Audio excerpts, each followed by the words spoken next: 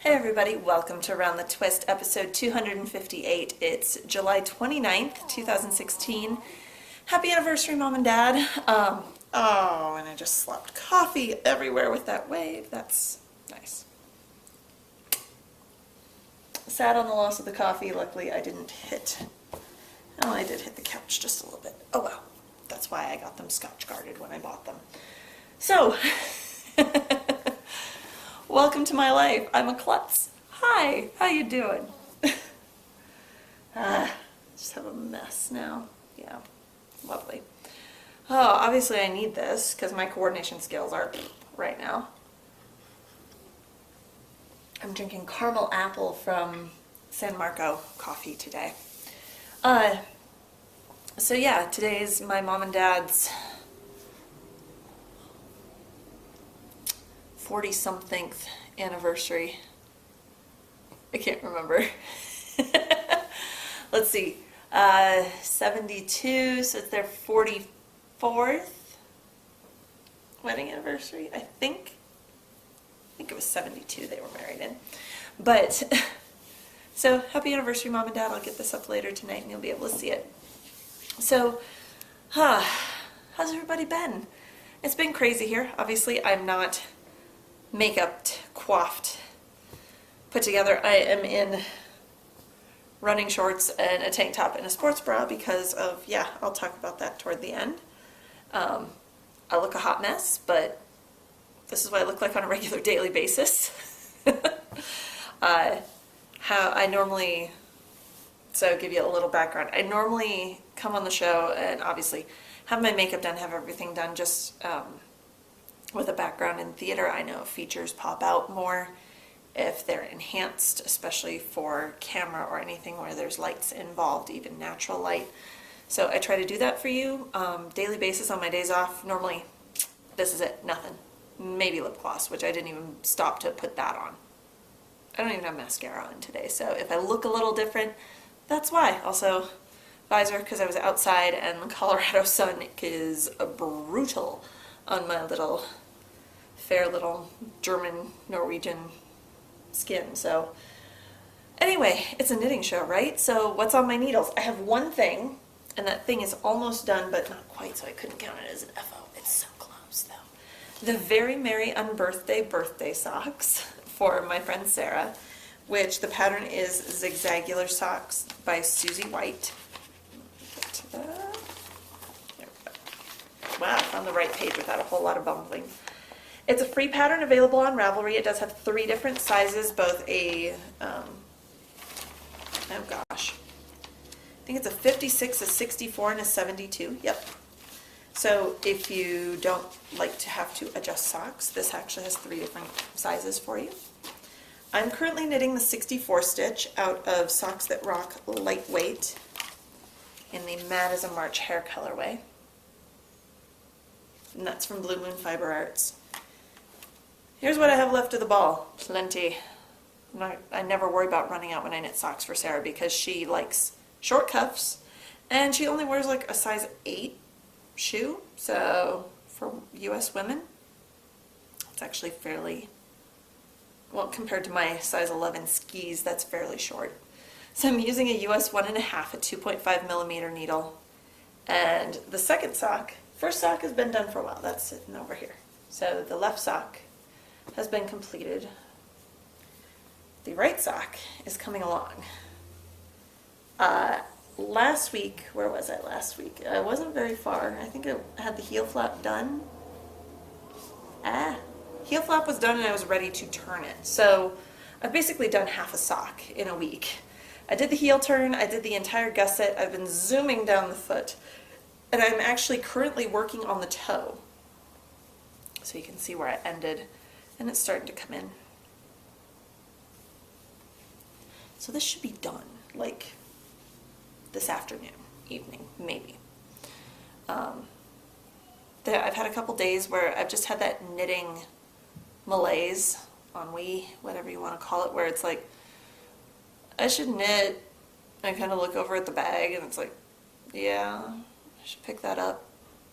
And instead I stay on my phone for like an hour. Well, twins tear around me, and it's like, I just don't have the energy to do it. And then the next day I pick up and knit 3 inches, and there's no rhyme or reason to it. It's just how I feel on a given day. So I'm partway done with the toe.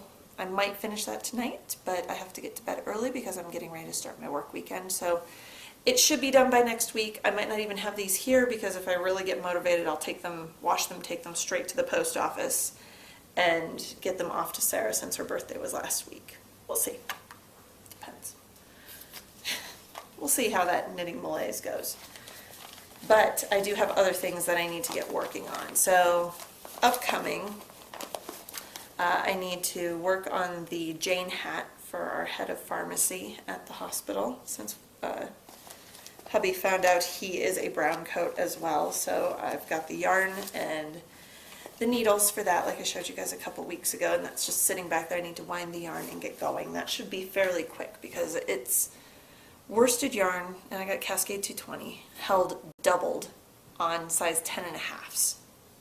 Shouldn't take me that long. It's a hat in the round. I mean, come on. We'll see. Though I say that about a lot of stuff. It shouldn't take me that long. Now 3 months later I finish it. The other things I want to get going on are the sweaters that I have planned for the twins. The Lancelot sweater out of the Yoth yarn that I got at the little Interweave Fest, Knit Fest, Yarn Fest thing that I went to with my mom. And then the Playful Stripes cardigan for Tara out of the Lisa Souza yarn that I got at the same knitting event as well. So those are coming up. I'll probably cast them all on in like a day. So we'll hopefully have lots of stuff to talk about the next few weeks. So that's it for what's on my needles. I've been still fairly monogamous, but that's due to change sometime soon. So moving on to pokey things, I've again been monogamous. I keep forgetting to buy light bulbs for the light in the basement, so we only have one, and that's not enough to work on my cross stitch while hubby's gaming. So that's why the sock has gotten so much love. Pokey things, my Once Upon a Time sampler from Frosted Pumpkin Stitchery. I got started on November, yay! So November, the fable, fairy tale, whatever you want to call it, for the month is Little Red Riding Hood. So far I have done Red's hood, cloak, and then these little lines down here are her socks. This red thing over here is going to have a slice of pie sitting on it, so I guess it's a pie stand, cake stand. It's a table. This is the door of a cottage that's going to be up between the trees that I've done, and then I've done all the light tan bits or light brown bits of the basket hamper that Red carries all of her goodies in. And you can see the dark brown up here on the needle. I was getting ready to start the dark brown yesterday, but then the kids woke up like right as I threaded my needle. So that's it. That's everything that I'm working on. So we're going to go right on to Various and Sundry. Part of the reason I look like this, Pokemon Go. I know it's been about 3 weeks, and for some people, like the newness of it is starting to wane, and it is a little bit for me too, but it's fun to take the kids, go out to the parks, see what I can catch while they're playing, or like today we went over to Centera, to this, I think it's Chapagnu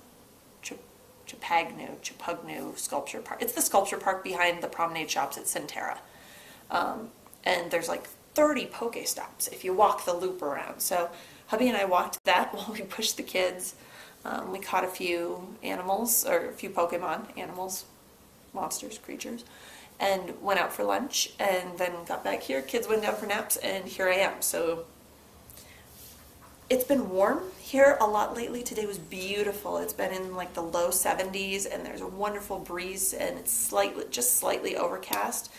So it's so much nicer, but I still wanted to dress for exercise instead of walking, hence this and having the visor on. Normally I wear my big huge sun hat that I got from Target that makes me feel like a cross between a Disney villain and like kind of like a cross between Cruella de Vil and Scarlett O'Hara. Just the way it flops, I'm sure I look like a dork, and I really don't care, but it makes me feel very mysterious. But it also keeps the sun off my face, so I'm not lobster red the whole time, and off my neck and off my shoulders, and yeah. And also on the way there this morning, anyone who's still playing, here's a little tip. There's a website called Pokevision, P-O-K-E Vision, VISION.com. And if you go there, you find where you are on a map. It's kind of like a Google map. And you pick your spot. So like when we're home, we pick our house. And it places a marker there. And you can scan every 30 seconds for Pokemon. And it will scan the nearby area and then tell you how long that Pokemon is going to be there. So if you look at it and see something, oh my gosh, it's right across the street. And it's going to expire in 30 seconds. You can run out your front door and get it. Well, today on our drive over to Centera, on our little nearby thing on the actual Pokemon Go app, we saw a Snorlax. And hubby has seen one once before in the neighborhood. Well, it showed up nearby, so we knew it had to be in our neighborhood, and he went out to hunt it up and couldn't find it since they took the tracking thing off, the thing that showed the different footsteps for distance close. So what we've been doing is using this Pokevision app, and it will pinpoint exactly where it is, so you can go get it. So I hurried up. We saw this on our nearby thing on the Pokemon Go app. I pulled up Pokevision, and I said, okay, when you get up to the roundabout, just turn around and go back. It's that last neighborhood. We're going to go in. We're going to take a left, and it was right down the street. So we both got a Snorlax. Snorlax, for those of you that don't know, it is a very, very rare Pokemon. Most people, the way they've been getting them is hatching them, because there's eggs, and the farther you walk, you can hatch something. And there are 2 kilometer, 5 kilometer, and 10 kilometer eggs. And 10 kilometer gets you the more rare Pokemon. Well, we hadn't gotten one yet, so we both got a Snorlax today. Mine's okay. It's like a 600 combat power. Hubby's was just had question marks when he pulled up. I was like, oh, that means it's going to be good. Yeah, 1611 combat power, so that's now his top Pokemon for battling at the gyms. So we've been having fun with it. It's not something I really do on the days that I'm off and he's not. Might take the kids for a walk or go to a park, and hey, if there happens to be stuff there, cool. So he kind of, it's his whole gamer instinct, I think, kicking in, and it kind of drags me along for the ride. So that's what we've been doing. That's part of this. And I'm very, very sorry for the delay in recording. It's Thursday instead of Wednesday. Between Pokemon Go and then being an adult, life stuff, I had noticed when I'd been putting air in my tires. I have had one of the tires on my car had a slow leak in it for about 2 years. About pretty much since we moved out here. I'm sure I picked up a screw somewhere, and it's just been a very slow leak. So I'll just keep filling it up with air, and then about a month later I have to fill it up again. And I noticed there was a lot of wear on that tire in one spot, and I'm like, oh, that's not good. That's really not good. So had to go to the local tire shop and ordered 5 new tires. And I know what you're thinking, 5 new tires, Karen, why 5? You only drive on 4. I'm not crazy. Ever since I've been driving, I have always carried a full-size spare tire. So an actual tire, not a donut, a full-size tire in the trunk of my car. It doesn't fit down in the little well where the donut would fit, and it eats up trunk space. But what do I use my trunk for? Carrying groceries. That's it. And if I'm out of space there, I have the entire back seat to put groceries in. So, so 5 new tires later, 5 new tires in an hour of my time later. That was yesterday afternoon. Got oil changed in both vehicles. Got, and then, okay, so more life stuff. When we moved into this house, it was actually a foreclosure that had been on the market for a couple of years, and the yard had pretty much gone to pot in that time. So last summer we had the entire front lawn resodded and landscaped. Everything that was overgrown and nasty just pulled out, so we could start fresh, because there's no way we could have tamed it back. It was just too far gone, and there basically was no grass in the front yard. So, but then along one side of our driveway is rock the whole way from the sidewalk back to the house, because who wants to mow a 2-foot wide strip of grass? Really? So the previous owners had put rock in. Well, there's a lot of weeds coming up through the ground cloth. This house is probably 12 years old now. So hubby has been in the process of moving all of like the gravel rock, the busted up rock that's there, off of this old eroding, degraded ground cloth that the weeds were just coming up through like crazy.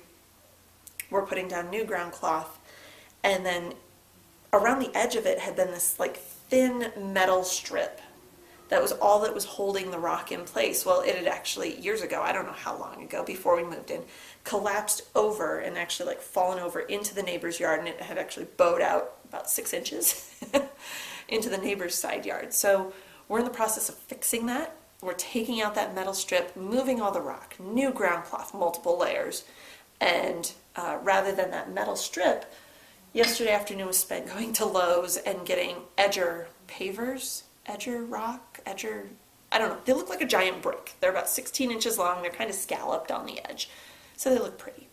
So hubby is out there right now, moving rock, laying ground cloth, and digging a trench to set these edger stones in, and then making sure they're all level, and then we'll put, once the ground cloth is down, and we're kind of doing it in chunks. Move the rock, put the ground cloth down, put the edgers down, put the rock back. Move to the next chunk. Ground cloth, edgers, rock. That, we're just working our way through. So yesterday afternoon was a trip to Lowe's as well, and I wanted to squeeze a grocery trip in there, and it just didn't happen. So life, what can I tell you?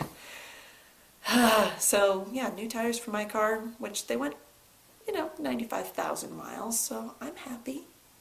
I'm happy with that. 12 years of driving that car, first set of tires to replace, I'm perfectly happy. Yeah, the little tire mechanic shop in this town is they're very good, and they've been good to us while we've been here. I did slightly have words with one of the gentlemen running the front desk after he gave me crap because I walked in and said, I need 5 new tires. And I'm talking to the gentleman that's at the counter, and he's sitting at the desk behind the counter. I see him lean back and start. And I said, yes, I know I only drive on 4. I'm not stupid. I keep a full-size spare in the trunk. It's just everything around us is highway or interstate, so I don't want to be driving on a donut at highway or interstate speeds like I see people do. And I also know how to change my own tire. Ladies, if you don't know how to change a tire, yes, AAA is available and roadside assistance if you have State Farm or whatever else, but what would you rather? Sit on the side of the road waiting for 2-3 hours for a tow truck or whoever to come change your tire for you, or be able to do it yourself in 20 minutes? If you don't know how, honestly, I highly recommend finding someone who does and having them teach you. It's a valuable, valuable life skill.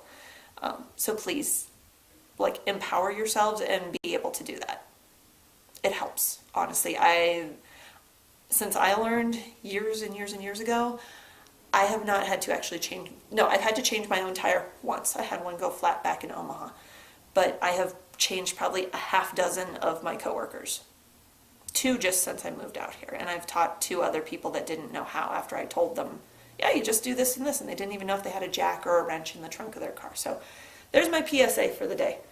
Ladies and gentlemen, if you don't know how, learn how to change your own tire on your car. Everybody should have a spare tire, a jack, and a wrench in their car and be able to do that. It's a useful life skill. And you're not stuck on the side of the road in winter waiting for AAA to show up, or summer waiting for AAA. So, not that there's anything against AAA, I just know everyone that I know that ever calls AAA, it takes a couple hours at least to get there, it seems like. So, there you have it. So, life stuff, PSA, hi, knitting show. Last thing, before I go on rambling about stuff that is not fiber or knitting related. Any questions? So, I think we're going to do 2 this week. First is from All That Cake Knit. She has 2 things. I really like your Pokey Things segment. I'm just learning to cross stitch. Any beginner tips or tricks? Best thing that I can tell you, number 1, have a way to organize your floss. Obviously, I have the huge tackle box and then those smaller boxes. I don't care if you put it on bobbins, You keep it in a shoebox. It's just somewhere to store it and organize it so you know where your floss is and where all your supplies are. It's kind of like knitting. You have your notions bag. Have that for your cross stitch. Same thing. And also, something I noticed, a coworker of mine had just started cross stitching, and she had actually just moved to Estonia. She went over to Estonia so her husband could go to vet school. And I noticed she had posted a picture of a first cross stitch she did, and she's like, "Hey, how's it look? Let me know." And I was like, "Looks good. Would you take some constructive criticism?" And she's like, I'm like, "I just don't want to make you feel bad, because honestly, for your first piece, it looks great." And she's like, No, tell me. Make sure you are crossing all of your X's the same direction. So if you start and you're making all your first slashes this way, make all of them that way through the whole piece, and then cross them back the opposite direction. She had some that she did this way, and then she'd make the first leg this way on the next one, and you could see, you probably couldn't see it, honestly, from, if you saw it from the back of a prancing pony, it wouldn't have made a difference. But for close work, fellow needle workers, what do we do as knitters when someone hands us something they just finished? What do we always do? We turn it inside out and we check their finishing. It's what you do. Cross stitch is kind of the same way. You don't admire it from across the room. You walk right up to it, and you get up to it and you look and see how their stitches look. And there's different methods. There's railroading. There's all different, which I don't do because I don't have that much time on my hands. I'm just trying to get something on the canvas before the twin destroyers wake up. But whatever you're doing with your stitches, be consistent. I always cross mine, and this is different than what a lot of people, well, everyone crosses theirs differently. I always cross mine top left to bottom right, and then top right to bottom left for the second leg. But my first leg is always top left to bottom right. Whatever you do, be consistent with it. That's probably my biggest piece of advice. And then, do you know another language? Would you like to learn another language? I did. I know a smattering of Spanish that I remember from high school. I actually understand more than I speak, which is really interesting in the healthcare profession, because you'll have family talking to you in English, and then when they think you don't speak Spanish, you hear a lot of conversation that they don't want you to hear. It's rather interesting. So I can be standing in the room just finishing up my charting or marking down meds that are given, and I hear quite a bit more than people probably intend because of that. And then I took 2 semesters of Norwegian for my foreign language in college. I remember very little of it. At the time that I learned it, I'd say I was nominally conversational in Norwegian, very nominally. Like, I knew how to ask where the bathroom is and tell them where I was from and what I would like to eat, that kind of thing. I could get my point across. I've had the Norwegian table prayer drilled in my head since I was about 3 years old. My grandfather taught it to me, and it's something that I think my pronunciation improved. Okay, I know I've got Norwegian speakers that watch the show, so here we go. I Jesu navn gav vitt og bord og spise drikke på ditt ord, det Gud til ære, oss til gaven så far vi mat, I Jesu navn. Amen. I learned that when I was 3, and I think my pronunciation's okay. Please don't slaughter me if it's not. But that's kind of like our, if you're a raised Christian, it's kind of the "Come Lord Jesus, be our guest, let this food to us be blessed, amen." Kind of just a standard table prayer that everyone pretty much learns. And my grandfather taught to me. And actually, funny story, when he was in the nursing home the year or so before he passed away, we got a very frantic phone call from the nurses there saying they thought that my grandfather had had a stroke, because he had been sitting down to dinner and he was just horrified that no one prayed before they ate. And they said, well, Vic, do you want to say the table prayer? Do you want to say a prayer? Yeah, I do. And he bowed his head and folded his hands, and then they said he just started rambling. and nothing made sense, and it sounded very sing-song, but they thought maybe like a stroke, if it affects the speech centers of your brain, it turns into what we call aphasia, or sometimes word salad, and they thought that's what had happened to him, but then all of a sudden he snapped out of it. They said, and my mom goes, well, did it start, Ehezu Navangavita board? And they go, yes, that was it. She goes, no problem. He was saying a table prayer in Norwegian. That's how he was raised. He was raised speaking Norwegian at home. And they go, oh, okay. They were very relieved because they had been panicked that they would have to send my grandfather out for further evaluation. So everything was fine after that, but it kind of a little humorous backstory to it. Would I like to learn another language? I think I'd like to continue, I'd like to go back and learn more Norwegian, more of the Scandinavian languages, because I would like to travel there someday. I don't see that happening anytime soon, but eventually I would like to get over to Norway. Okay, and then Oryx Run, O-R-Y-X Run, asked, Karen, what's the crystal afterthought heal? You mentioned it in episode 250, so about 2 months ago.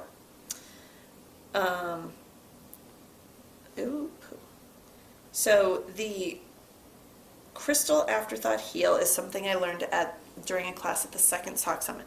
However, you do not need to be at, well, obviously they're not going to have another SOC Summit, but you can learn it from, and I don't know if you guys will be able to, how well you'll be able to see this. The pattern is available on Nitty. It is the spring, I think it's the spring-summer 2012. It's issue number 39, so it's available for free on Nitty.com. And the pattern is called Crystal, C-R-Y-S-T-A-L. If you look it up on Ravelry, the pattern will be there too, and it will link you over to, to the Nitty pattern. If you scroll down, it's a pattern actually for a whole little shorty sock, but when you come down past, she has you do it toe up, this particular sock, but then partway down the pattern it says Crystal Heel. And if you're knitting sock top down toe up, you can do this heel as long as you put in a afterthought lifeline or snip the stitches where you want your afterthought heel to be if you're feeling daring. You can do this. It makes a slightly deeper heel, which I find more comfortable because I do have a high instep. And the pattern is by Lynn H, L-Y-N-N-H, on Ravelry. So yeah, that's what I use for all of my afterthought heels. It's kind of a nice little trick to have in your bag in case doing a regular afterthought heel, which is basically the equivalent of a toe. This just adds a few more. Phoebe, don't make me throw something at you. Stop licking. It's nice to have if you have someone who has a deeper instep, or if you've tried afterthought heels and you feel like it's tight across the top of your foot. This is a good thing to try. I actually like it more if it's me, if it's my husband, very well. So that's what I do. So that's it. If you have more questions for me, please, please, please go over and post in the Any Questions thread. It's stickied at the top of the group page over on Ravelry. And I think that's it. So do you want to come up and say hi, Daisy? Come on. Come on, Munchkin. So for me and Daisy, hi. Until next week, happy knitting.